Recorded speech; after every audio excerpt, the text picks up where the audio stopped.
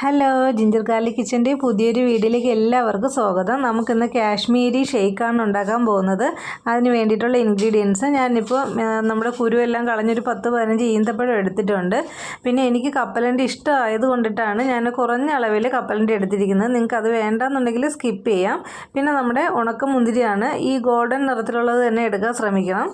ഇതിപ്പോൾ ഒരു 4 table spoon അളവിൽ പഞ്ചസാര ഞാൻ എടുത്തിട്ടുണ്ട്. പിന്നെ ഹോർലിക്സ് വേണം. ഹോർലിക്സ് നമുക്കൊരു 2.5 ടീസ്പൂൺ അളവിൽ ഹോർലിക്സ് വേണ്ടി വരും. പിന്നെ ഇത് പാല് ഞാൻ കട്ടയാക്കിയിട്ട് തല്ലി പൊട്ടിച്ച് ഇട്ടിരിക്കുന്നതാണ്.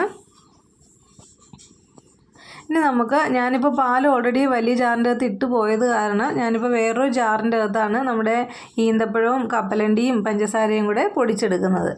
നല്ലോണം അരച്ചെടുക്കണം. നിങ്ങൾക്ക് ആദ്യമേ തന്നെ മറ്റേ ജാറിൻ്റെ അകത്ത് ഇതെല്ലാം ഇട്ട് പൊടിച്ചതിന് ശേഷം പാല് പൊട്ടിച്ചൊഴിച്ചാലും മതി. അപ്പോൾ നമുക്കത് അടിച്ചെടുത്തിട്ടുണ്ട്. ഇനി നമുക്ക് നമ്മുടെ വലിയ ജാറിൻ്റെ അകത്തേക്ക് ഇത് മാറ്റി കൊടുക്കാം.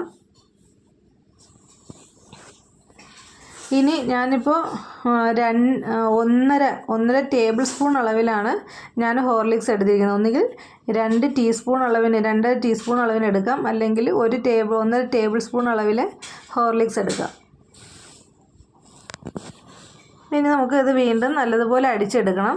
ഈ സമയത്ത് നമ്മൾ മുന്തിരി ഇടുന്നില്ല. ആദ്യം നല്ലതുപോലെ മറ്റേതിന് ഈ പാലും ഈ മിക്സ് എല്ലാം കൂടെ അടിച്ചെടുത്തതിന് ശേഷം മാത്രമേ നമ്മൾ മുന്തിരി ഇട്ടിട്ട് അടിക്കുകയുള്ളൂ.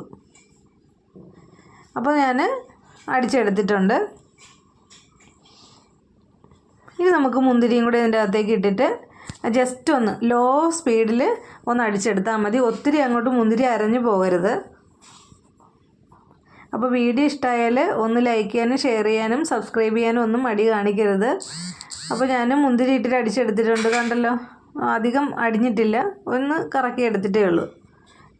അപ്പോൾ എല്ലാവരും ട്രൈ ചെയ്ത് നോക്കുക. എല്ലാവർക്കും ഇഷ്ടപ്പെടുന്നതാണ്. മധുരം പിന്നെ നിങ്ങൾക്ക് ആവശ്യത്തിന് കൂട്ടുകയോ കുറയ്ക്കുകയോ എങ്ങനെയാണെന്ന് വെച്ചാൽ നിങ്ങളുടെ ഇഷ്ടത്തിന് എടുക്കാം.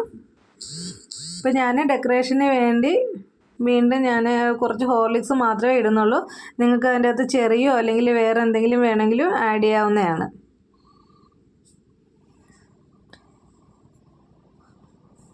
അപ്പോൾ ഇത്രയേ ഉള്ളൂ. എല്ലാവർക്കും ഇഷ്ടമായെന്ന് വിചാരിക്കുന്നു. Thank you.